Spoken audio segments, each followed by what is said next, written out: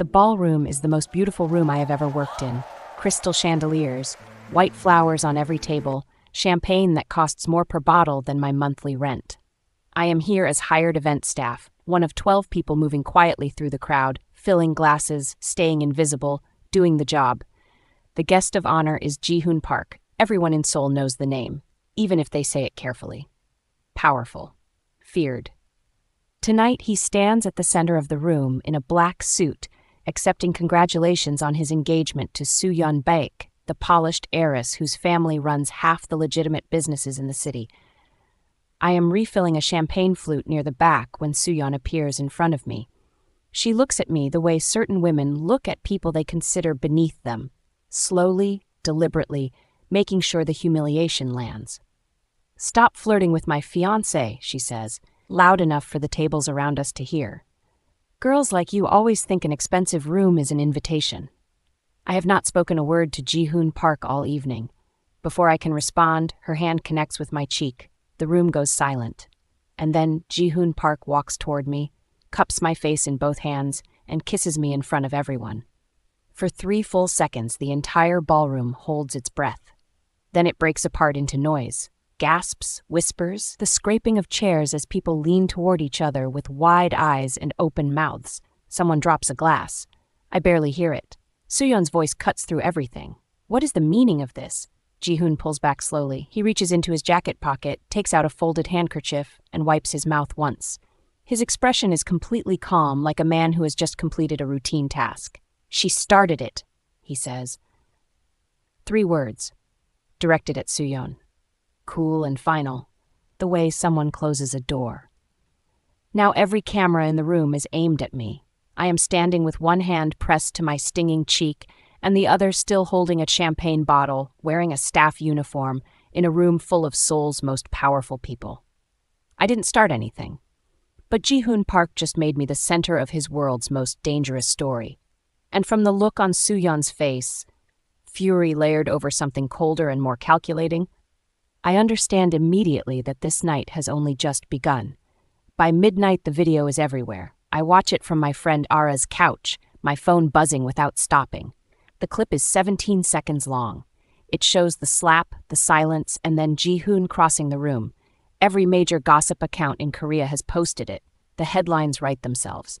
Mafia boss caught kissing mystery staff member at his own engagement party. Who is the woman who destroyed the Park-Baek alliance? My manager calls me at 11:30. He doesn't ask for my side of the story. He tells me not to come in tomorrow, or any day after that. By morning, Soo-yeon Baek has posted a statement on her personal account. She calls me a calculated, gold-digging opportunist who targeted her fiancé deliberately.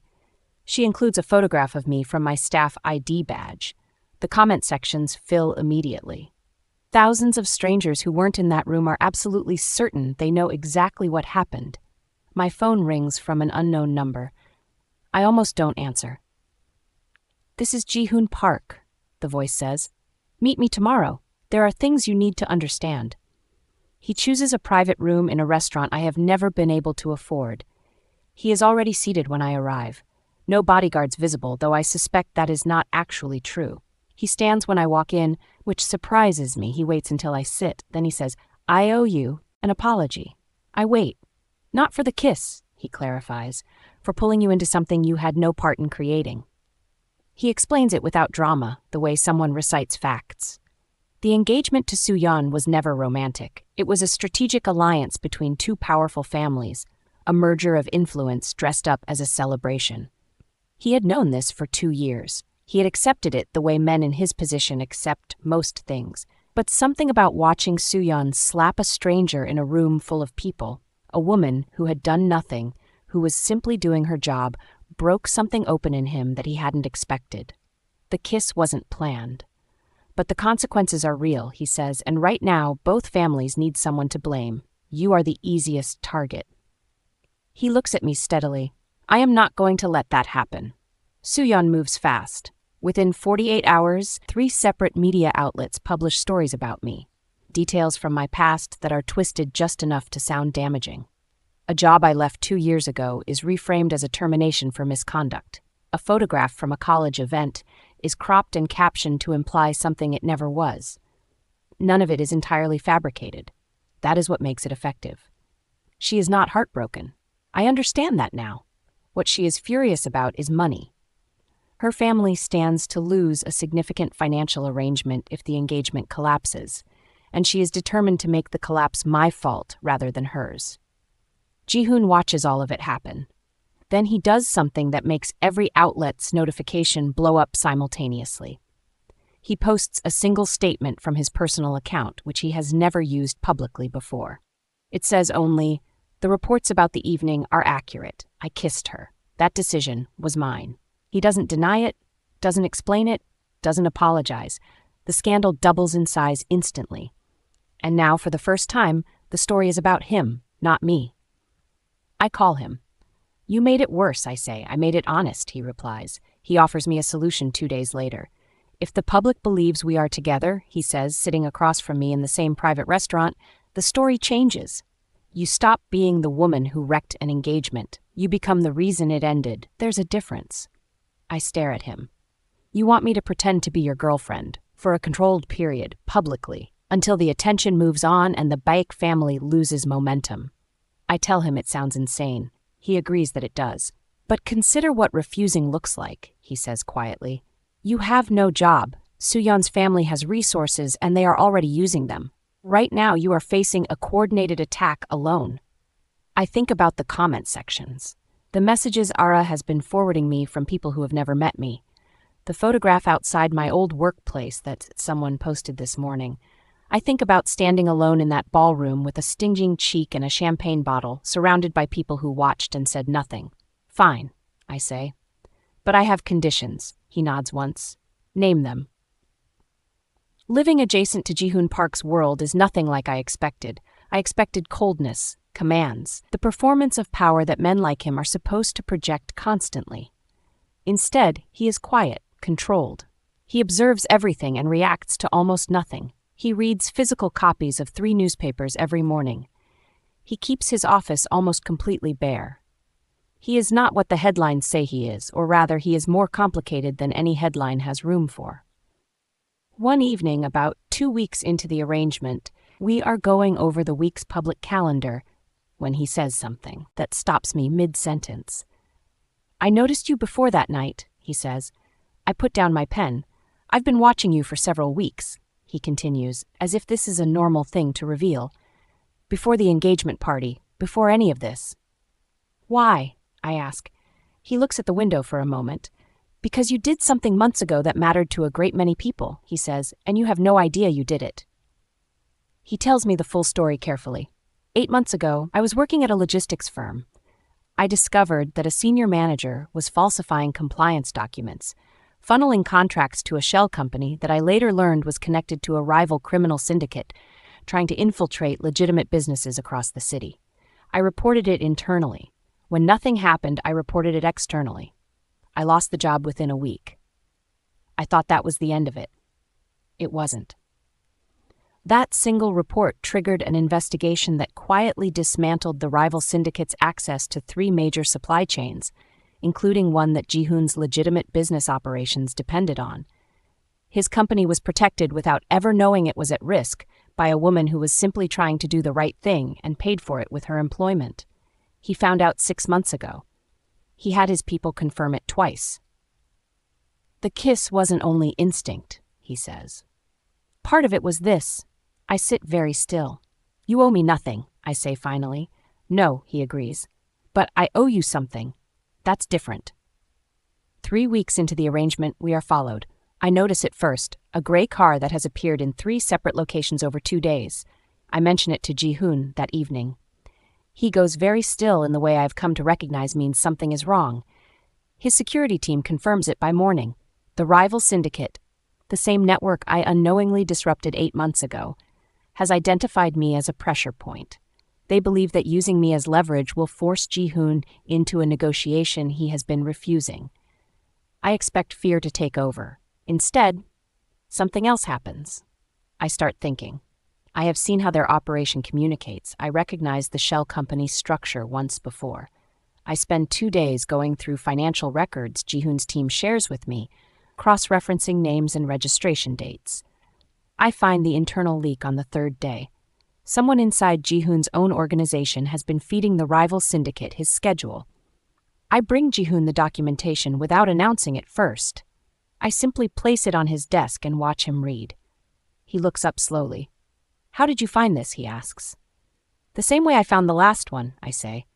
The traitor is Soo-yeon's brother, Baek Jun-seo. Ji-hoon reads the documentation twice without speaking. Then he sets it down with the deliberate care of a man making sure his hands don't shake. The engagement was never simply a family alliance. It was architecture. Baek Jun-seo had been working with the rival syndicate for over a year, positioning his sister inside Ji-hoon's life to gain proximity to internal operations. Every meeting, every schedule, every strategic conversation filtered back through Soo-yeon to her brother. The kiss ruined it. Not because it was a scandal, because it accelerated the collapse of the engagement before the infiltration was complete. Ji-hoon had walked away from the alliance before Jun-seo's people were in position. One impulsive moment in a ballroom had accidentally protected an empire. Ji-hoon is quiet for a long time after I finish walking him through what I found. "They used her," he says finally.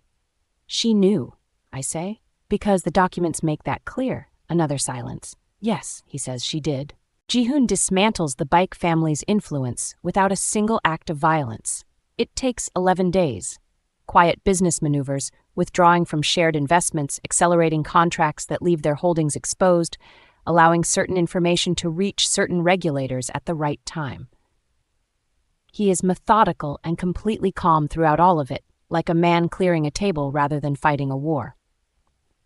Meanwhile, Soo-yeon appears on 2 television programs, demanding a public apology from me. She is composed and well-dressed, and tells her story with the practiced grief of someone who has rehearsed it. Ji-hoon schedules a press conference.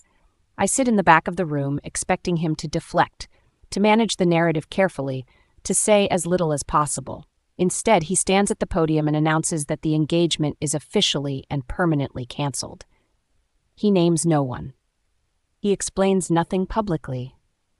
Then he turns slightly, finds me in the back of the room, and holds my gaze for just a moment before stepping away from the microphone. I don't know what expression I have on my face. I know what I feel, though, and it surprises me. He tells me the full truth that evening. We are on the roof of his building. The city below us is loud and lit and entirely unaware of what has unfolded over the past several weeks. He says that when Soo-yeon slapped me, something moved in him before his mind caught up. He has spent years in a world where cruelty is ordinary, where people in power routinely treat those with less of it as furniture. He had accepted that as the nature of things. Watching it happen to me, in that moment, he could not accept it. "I saw you absorb it," he says. "The slap, the humiliation, the entire room watching. You didn't collapse. You didn't perform distress for sympathy. You just stood there with your chin level and your eyes clear." He looks at the city rather than at me. "Strength like that is rare," he says. "I react to rare things. I don't respond immediately. Then I say, 'That's a complicated way of explaining a kiss.' He almost smiles. 'Yes,' he says, 'it is.' I stop standing behind him and start standing beside him. His legitimate business operations have taken damage from the scandal. 2 corporate partners placed meetings on hold. A brand collaboration was quietly suspended. I ask him to let me work on it. Not as his girlfriend, not as a prop in a public narrative, but as someone who understands how public perception and business reputation intersect. He agrees without hesitation, which tells me something about how he sees me now. I spend 3 weeks building a communication strategy that reframes the company's public presence. I draft statements, prepare briefings, identify the specific pressure points where the narrative can be corrected with evidence rather than spin. It works. The first corporate partner reschedules within 2 weeks. The brand collaboration resumes. Business journalists who had written skeptical pieces begin writing different ones. The woman the internet called a gold-digging homewrecker is now the person quietly rebuilding what the scandal damaged. Nobody outside the company knows. That is exactly how I want it.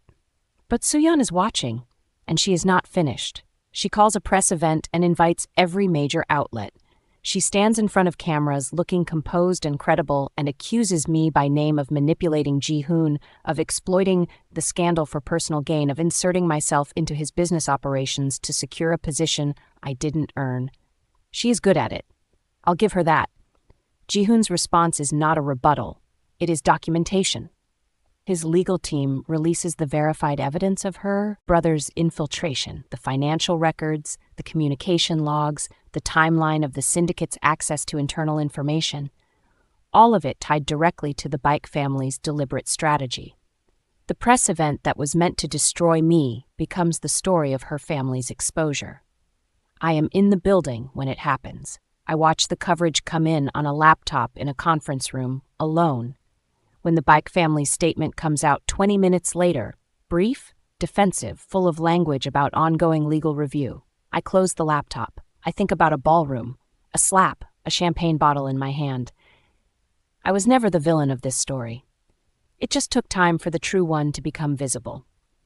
Months later, the city has moved on to other scandals. Ji-hoon and I are standing on the same rooftop where he told me about strength and rare things. The night is clear. Below us, Seoul glitters the way it always does. Indifferent and brilliant and enormous, he asks me quietly, "Do you regret that night?" I think about the answer honestly. The slap, the video, the job I lost, and the headlines with my face attached to words I didn't deserve. The weeks of navigating a world that was never supposed to be mine. Then I think about what came after. "That kiss ruined your engagement," I say. He turns toward me.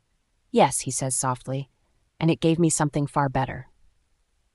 This time when he kisses me, there is no ballroom full of witnesses, no scandal waiting to be born, no one watching who needs to understand what it means. It is quiet. It is chosen. It belongs entirely to us. I swore the worst night of my life was the night I got slapped in a room full of strangers. I was wrong. It was the night everything I was meant for finally began.